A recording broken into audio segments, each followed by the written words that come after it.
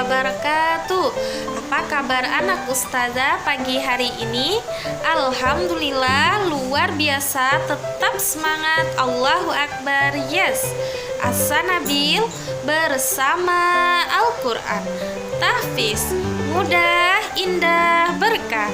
Takbir, Allahu Akbar, Allahu Akbar, Allahu Akbar. Yes, anak ustazah yang di rumah, sebelum kita memulai pembelajaran pagi hari ini, ayo kita berdoa dulu supaya kita mendapatkan berkah dari Allah Subhanahu wa Ta'ala. Ayo, tangannya ditadahkan, kepala ditundukkan, khusyuan ad-du'a. Bismillahirrahmanirrahim. Raditu billahi rabban wa bil islami dina wa bi muhammadin nabiyya wa rasula. Rabbi shrah li sadri wa yassir li amri wahlul 'uqdatam min lisani yafqahu qawli. Allahumma ftah lana hikmatak wanshur alaina rahmatak min qazaini rahmatik ya arhamar rahimin. Amin. Walhamdulillahi rabbil alamin. Kemudian anak ustazah ambil buku Al-Quran hadisnya dan buka halaman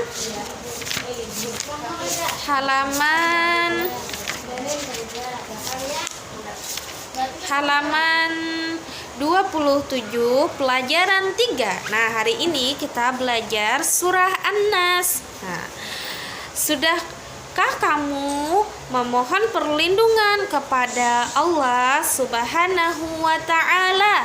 Mohon perlindungan dari segala macam kejahatan, baik kejahatan dari manusia maupun syaitan. Mohon perlindungan hanya kepada Allah.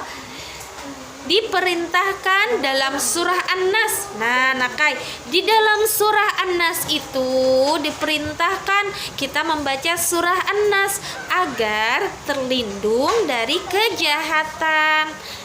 Anak muslim harus hafal surah An-Nas. Pasti ya anak ustazah sudah hafal surah An-Nas karena kalian sudah menghafal di rumah.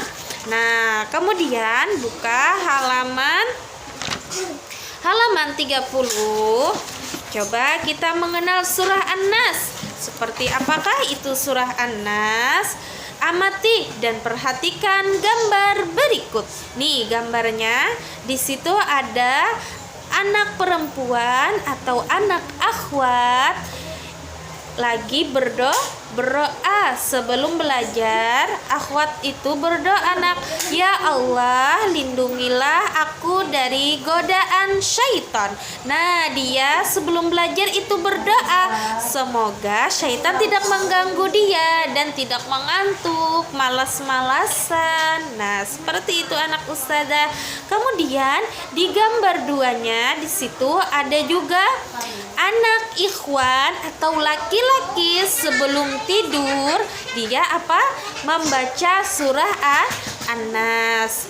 Berikan pendapatmu mengenai sikap kedua anak tersebut.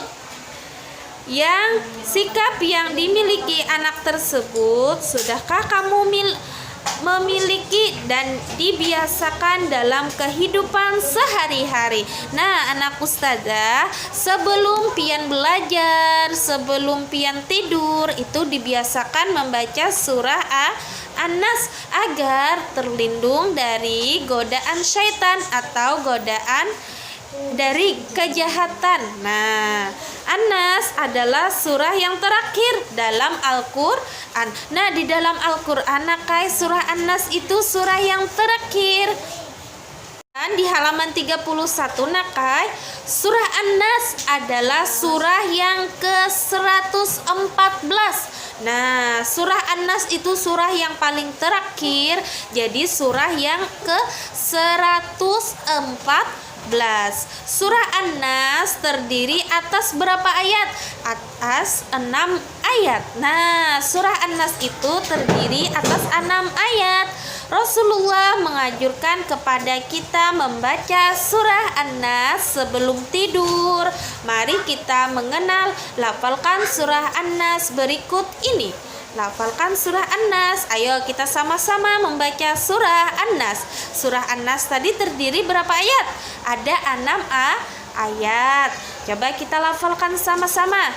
1, 2, 3. Bismillahirrahmanirrahim. Qul a'udzu birabbin nas, malikin nas, ilahin nas, min syarril waswasil khannas, alladzi yuwaswisu fi sudurin nas, minal jinnati wan nas. Nah, jadi ada 6 ayat. Sampai sini dulu pembelajaran Ustazah pagi hari ini. Perhatikan dengan baik anak Ustazah penjelasan dari Ustazah tadi ya. Nanti tugasnya sebagai berikut. Tugas Ananda di rumah, bacakan surah An-Nas. Kemudian surah An-Nas itu terdiri berapa ayat? Dan surah An-Nas adalah surah yang keberapa di dalam Al-Quran? Ayatnya ada berapa? Kemudian bacakan surah An-Nasnya. Contohnya, surah An-Nas adalah surah yang Surah An-Nas terdiri atas, kemudian bacakan surah An-Nasnya. Sama di halaman 29. Tebak gambar apakah yang dilakukan ikhwan dan akhwat gambar pertama dan gambar yang kedua. Selamat mengerjakan anak Ustazah.